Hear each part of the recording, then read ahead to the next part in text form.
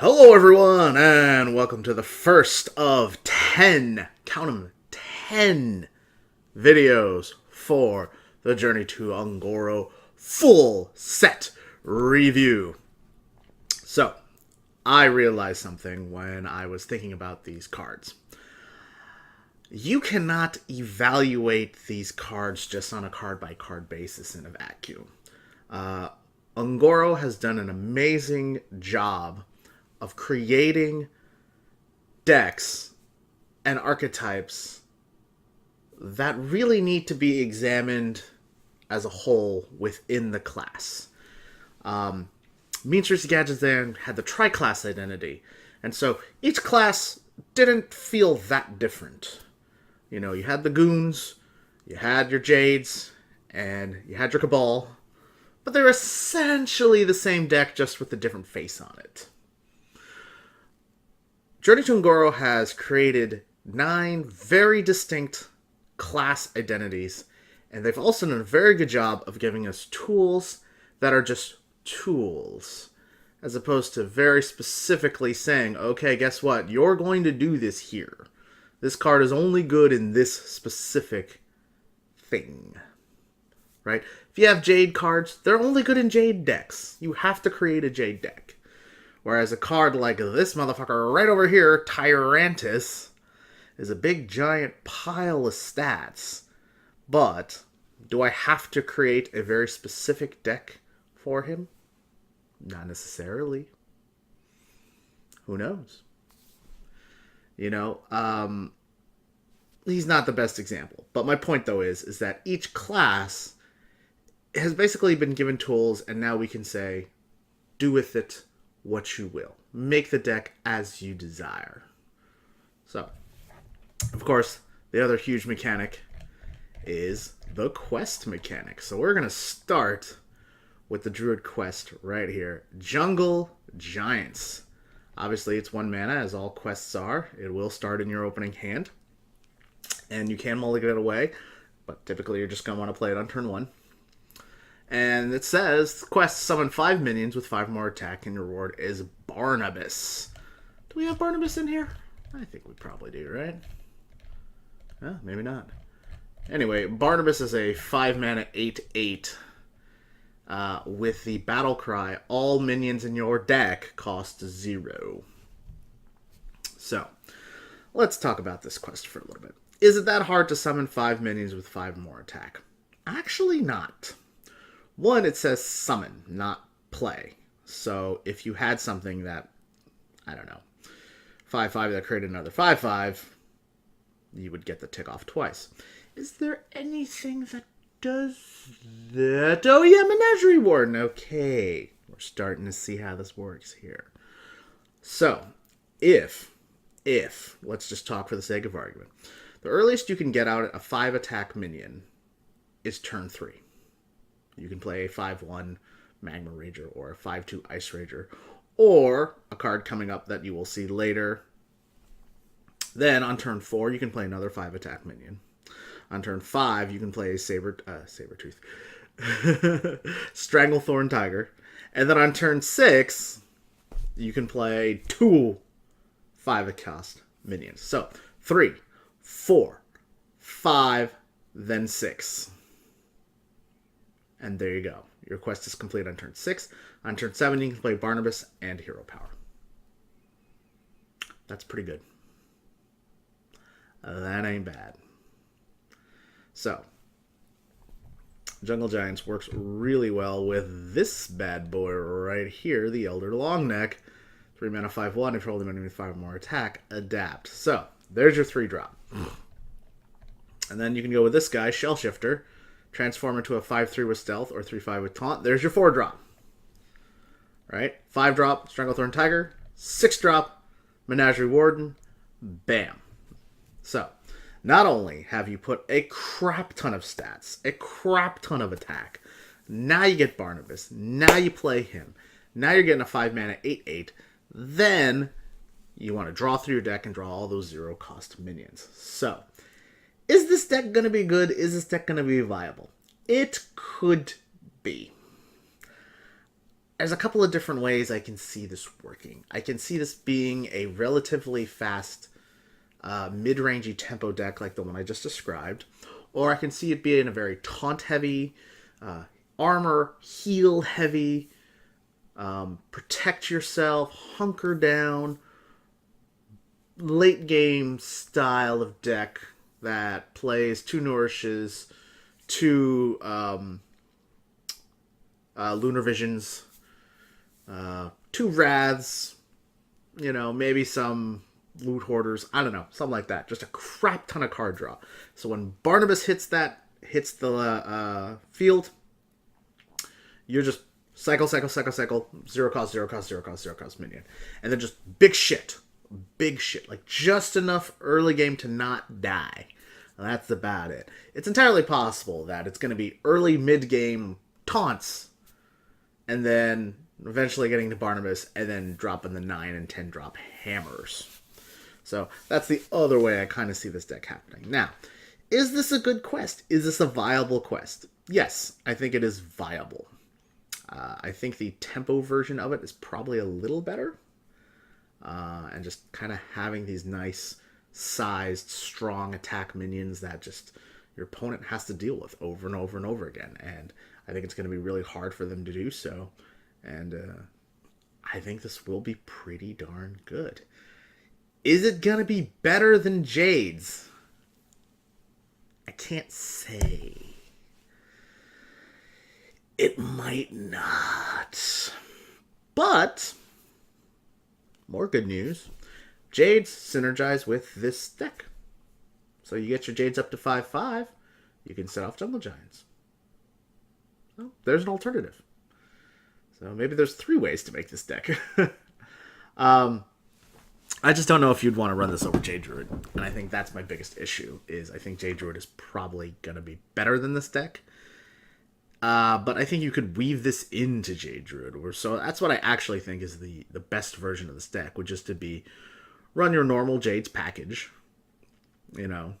and some early removal, maybe early, but have it be more minion based, as opposed to removal based and spell based in the early game. Try to get your 5 cost attack minions out, try to get your Jades out, just get those 5/5s, and then complete the quest around like turn 10. And then after that, you're just dropping big shit left and right. So basically, it'd be a Jade deck with a lot more high end. Is the deck going to be good? Is that deck viable? I mean, I think against the other quest decks, yeah. But against aggro decks, that's always been Druid's problem.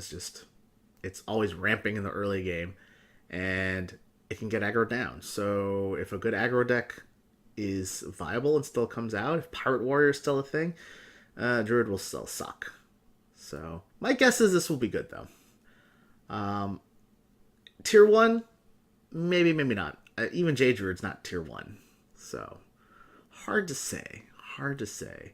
The thing that I like about these quests is it's pretty easy to come up with a lot of different ways to think about how to complete them. And hence, I will be starting each one of these videos with the quest, except for the neutral one. Duh. But yeah, I do think the quest is relatively easy to pull off. I love the reward. I love the idea of getting 0 cost minions in your deck and then just going to town. I do think Evian is a little better because she enables the Coon combo, but why not run Coon in this deck? Like, how sick would it be to just play Coon, nourish, and then go 0 cost, 0 cost, 0 cost, 0 cost minions, and I could still swipe, and I can still, you know what I mean? Like the possibilities are endless because you're not spending mana on minions. You can spend all your mana on other things. So that's what I think is really nice about it. But you have to be able to follow up Barnabas with some sort of card draw, or have already drawn a lot of cards and then slam Barnabas and go from there. So yeah, that's it. Jungle Giants, man. Good quest, fairly simple quest. Next card we got is Earthen Scales. 1 mana, give a friendly minion +1/+1. They gain armor equal to its attack. I love this card. I think it's fantastic. Especially in decks that specialize in 5 or more attack minions. This is 1 mana, give a 1/1, gain 6 armor. Done.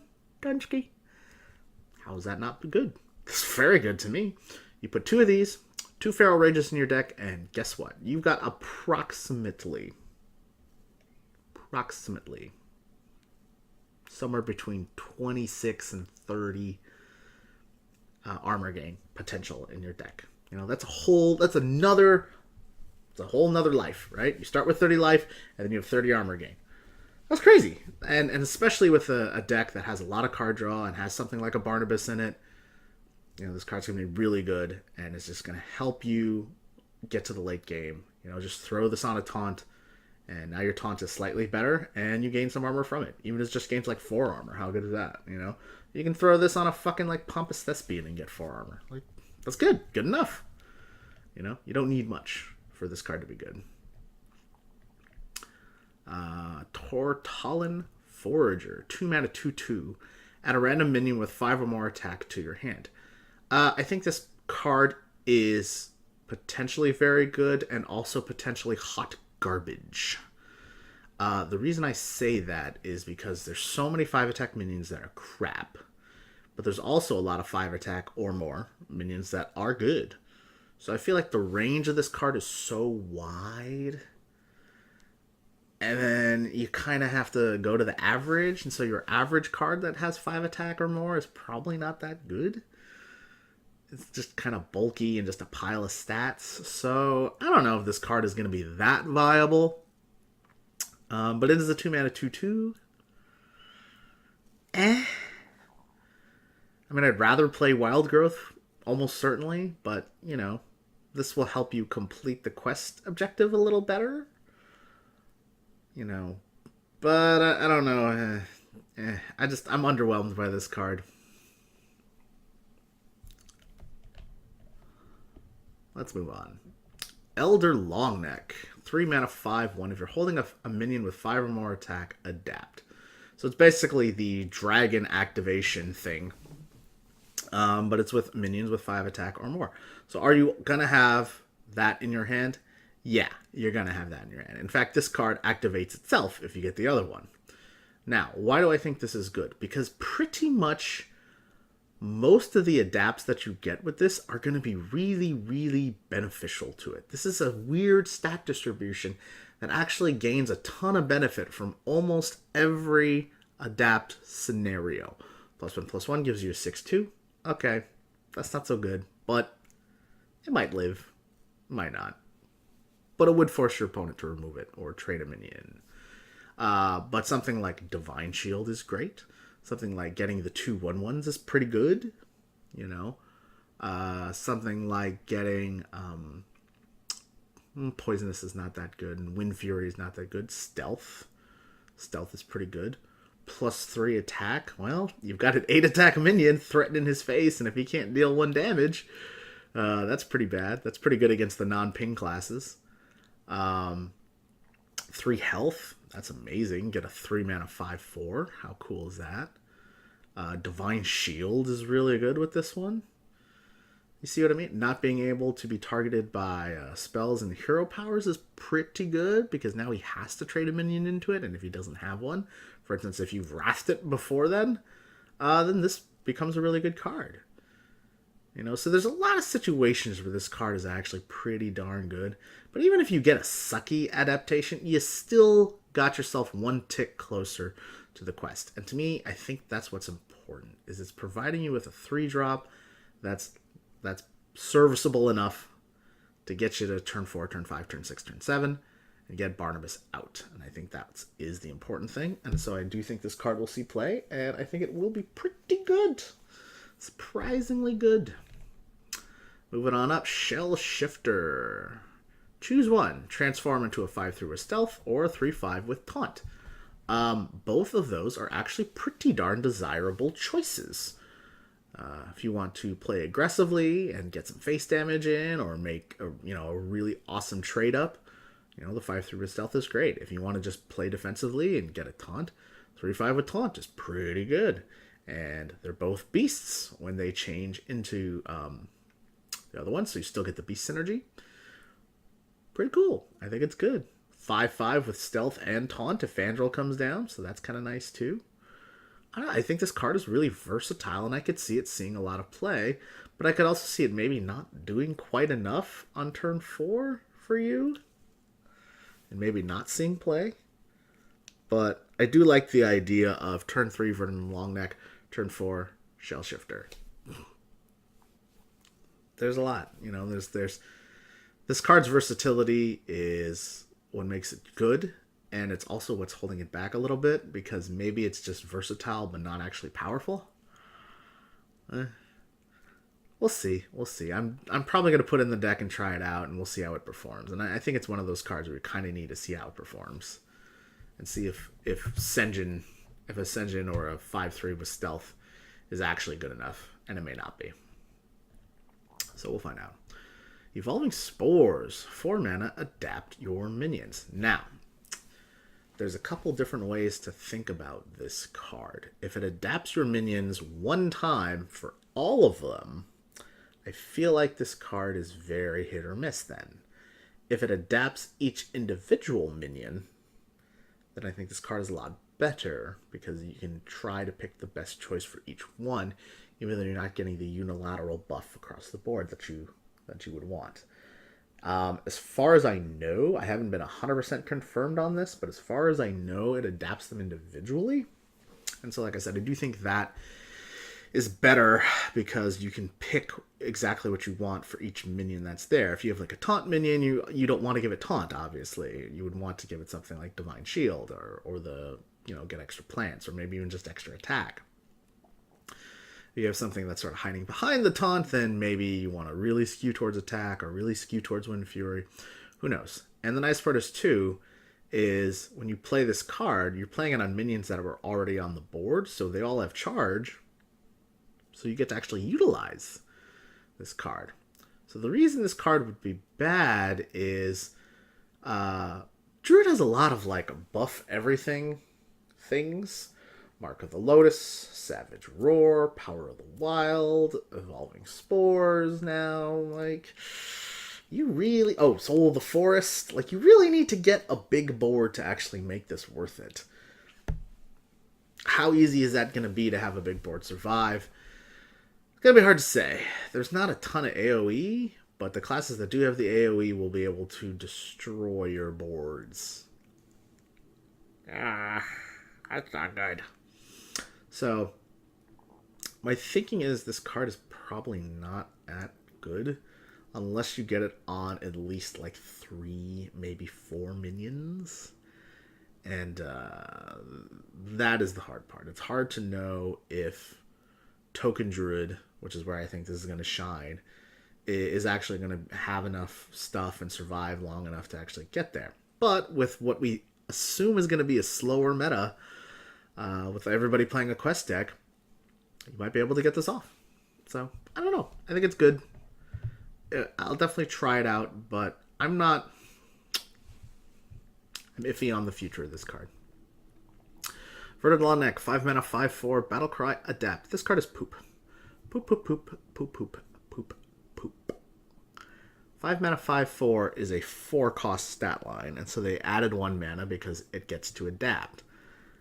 But pretty much whatever it adapts to, I don't think is that good. 5 mana, 5/4. Excuse me. Divine Shield? Okay, that's pretty good. 5 mana, 5/4, summon 2/1/1s. Less good. 2/1/1s get less impact on turn 6 than they do on turn 4, like with the Verdant Longneck. Or, not the Verdant Longneck, the Elder Longneck. Weird that the Elder one costs 3, but the Verdant one costs 5. Look at how big this thing is, too. How is this only a 5/4? Fucking crazy. You mean to tell me a Tomb Pillager can take this thing down? Yeah, it's bigger than the trees. Anyway, besides the point. Poisonous on this? It doesn't have charge, or taunt, so I don't think the poisonous tag is very good. Stealth is not bad, right? 5 mana, 5/4 stealth, that's pretty good, but then that's not as good as a Stranglethorn Tiger, so why wouldn't I just play that, which is also a beast? Uh, what am I missing? Can't be targeted by spells or hero powers? I guess that's pretty good, you know. So the whole idea is that the flexibility of this card is supposed to make up for the fact that you're paying 5 mana for a 5/4. I just don't think it does. I mean, they're really trying to replace Azure Drake here, but it's not going to be this card. I'll be honest, I think probably a neutral card is going to replace Azure Drake. Or just Druid of the Claw. I think I'd rather play that over this guy. Maybe even this card. Living Mana. 5 mana. Transform your mana crystals into 2/2 minions. Recover the mana when they die. So they get turned into 2/2s that have Death Rattle, recover an empty mana crystal. So unfortunately, when they die, you don't get a full mana crystal. You get an empty one. So it's going to take you another turn to get your mana crystals refilled when they die with living mana. Excuse me. So I don't know how good this card is going to be. It would have to play in a all-in token druid style deck that I think tops out living mana.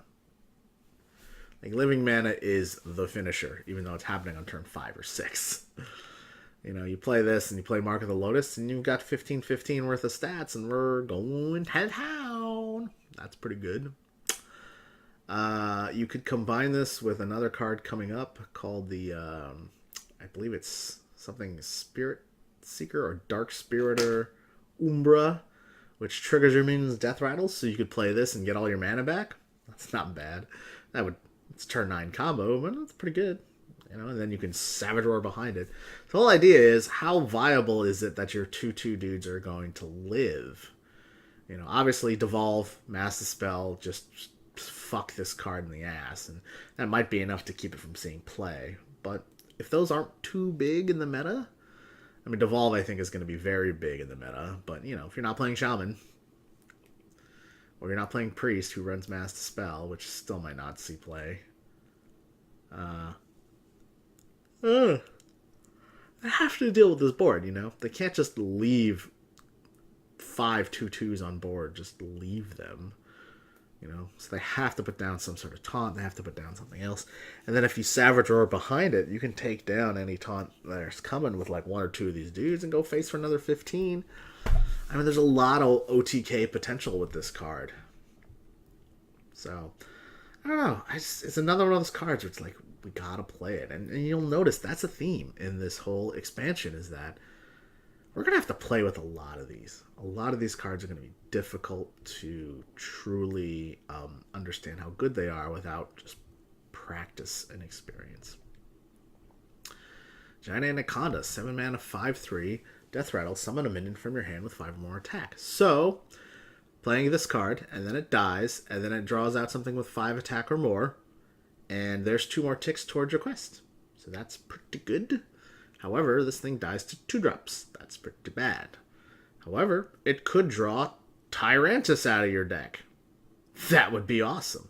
So I think the potential to high roll with this card is ridiculous. And the potential to low roll isn't that bad, because how many bad 5 attack or more minions are you going to play in your deck? Not that much. Maybe Elder Longneck is bad. You know, you're not going to play for it in Longneck because like I said, that card is poop. So it's really only if you have crappy 5 attack or more minions in your hand, and hopefully you don't have that. You know, obviously this sucks for Silence and sucks for Hex and stuff like that, but if he's hexing your Giant Anaconda, then he can't hex your Tyrantus. Or, you know, this guy. Hopefully if he uses a removal on the other guy, he doesn't get it on this guy. So I think Giant Anaconda could see play, but I could also see it being the first cut and have it just be like, it doesn't do enough on turn 7. Like, I can't lose the tempo. Of course, here's Tyrantus. Big old booty pile of stats. I hate this artwork. I think it's so lame. But god damn it, this dude is a 12/12 that can't be targeted by spells and hero powers. That is pretty damn good. I think it's almost worth just dropping it on 10 mana and going, okay, deal with that, motherfucker. Drawbacks for it, though. Obviously, it's expensive, but, you know, if you hit this with a Barnabas, like, wow, this is ridiculous. You hit this with an Emperor Cobra, and what do you call it? Giant Anaconda. I said Emperor Cobra. Giant Anaconda. Just You know, this is the fucking mother of all high rolls. So, I do think this card has a lot of merit to it. And I think it's better than a lot of people have thought on it. But it could just be a big old clunky card that sits in your hand and doesn't do anything. It would suck to draw this before you drew Barnabas. Before you played Barnabas. Oof. Then you're just like, well, I can't do nothing with this card till turn 10. You know, it's a dead card for so long if you draw it early, but it's a great card if you have it in your deck or draw it later, where you could potentially pull it out earlier, cheaper, or whatever. So that's really it. This in and of itself, I don't know if it's that strong, but the other synergies with it and the ability to pull it out, do stuff with it, get it on board, and get it swinging. Like, once it gets on board, this card is hard to stop. It is difficult to plow 12 damage worth of shit into this guy. You know, even on turn 10. So, it's pretty good. And I think overall Druid will be pretty good. It's going to be hard for me to see them being tier 1. I just think other decks are going to be a little better. And it's entirely possible that Jade, Big Guy, Druid is just going to be middle tier. Like, pretty good, but not that good. But I think the future is fairly bright for the class. And I really like the 5 or more attack mechanic because they can do a lot of shit that they did with dragons and they can now do with just big buff stuff in Druid. Which is where I think it should have been anyway. Like, that mechanic should have been, you know. If you're holding this minion in your hand, do this. Like, if you're holding a big buff dude in your hand, do something that helps big buff dudes. There's Druid for you. Anywho, that is Druid. Thank you so much, guys. And the Rockstar will see you in the next video for Journey to Ungoro expansion. Thank you very much for watching this video. If you want to see more videos, you can see the most recent videos here. You can see a recommended playlist here. And if you want to subscribe, you go right here. Thank you so much. Keep learning, keep rocking, and the Rockstar will see you later.